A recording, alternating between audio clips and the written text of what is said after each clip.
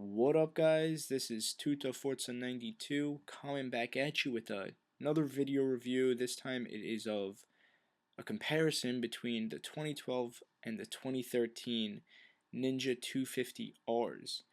As you can see in the photo that you're most likely looking at right now, you would probably think that, okay, the bike on the left is just a sport bike, but then the bike on the right is like the Ninja ZX6 or something like that. Reason being, the 2013 model looks a lot like a super sport bike almost. Uh, they redesigned the whole bike pretty much.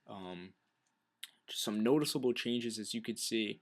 Just take a look at the back where that tail, that fender comes down. On the 2012 model, which is on the left, it goes down almost practically halfway down where the tire is. But on the 2013 model, it's much more, it's higher up. Reason being, I guess, they noticed, if you look online, if you look at 2012 Ninjas or, any model before 2013, everyone would swap out. They would do the fender eliminator, they would use the fender eliminator kit.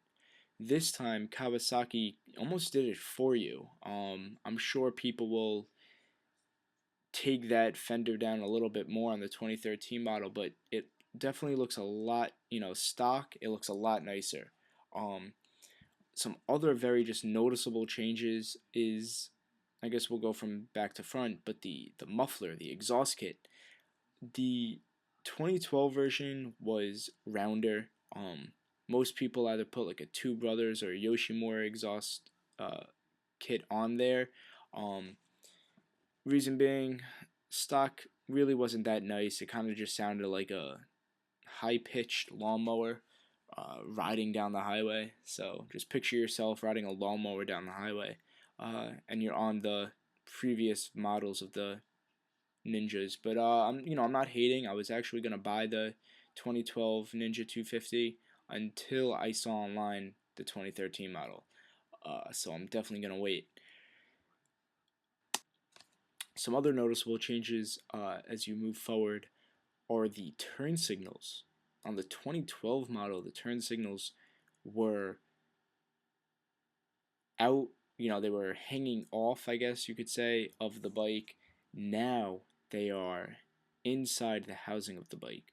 And then right above that, huge difference is the headlight and just the aerodynamics of the bike.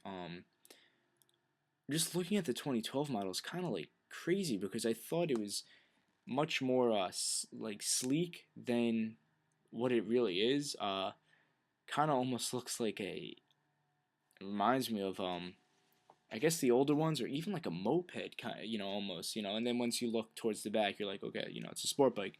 But the 2013 model is just really nice. It has, instead of just a single headlight, it has kind of like what the 650 has. You have the two headlights. The 2012 model, you can see the headlights are just one, but the 2013 model, it's split in half, and you have two separate headlights, that aren't attached. Also, the windscreen doesn't look like it's much bigger than the 2012 model. However, it is taken down. I guess, just to give you more aerodynamics. The overall bike, you could see it's changed. Tires are a little bit bigger. The rims, the spokes, as you could see, are different. The 2012 had just like original, just like your average, I guess, almost like bicycle spokes, rims, whatever you want to call them. But the 2013 model, what it looks like here is almost like a web type of thing going on, which actually looks really cool. Honestly, it doesn't seem like there's going to be much work needed to this bike. I know a lot of people, once they get their bike, they like to do the fender eliminator, switch out the exhaust kit, you know, the muffler and all that, take in those mirrors. I know a lot of people either took off the mirrors or you know, switch those out.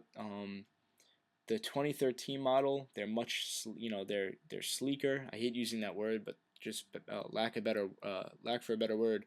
Um, they're much sleeker. Also, not pictured, but you could just go on my channel and see just other videos of the 2013 Ninja.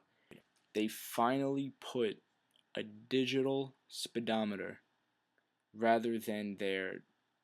I mean, I think the Ninja 250 was the only Kawasaki motorcycle, besides like the dirt bikes and all that, that had a analog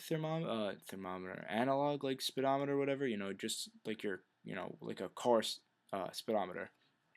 Um, all their other bikes had digital. They finally, you know, updated that, which I guess will kind of drive more people to buying this bike. I mean, I know it's not something huge, but I know that that was like the ugliest thing on the previous models was that speedometer. Also, the tachometer is bigger. You know, it has the huge tachometer, and then to the bottom right of it is just the digital speedometer. Tells you your fuel gauge and, you know, your fuel level and all that stuff.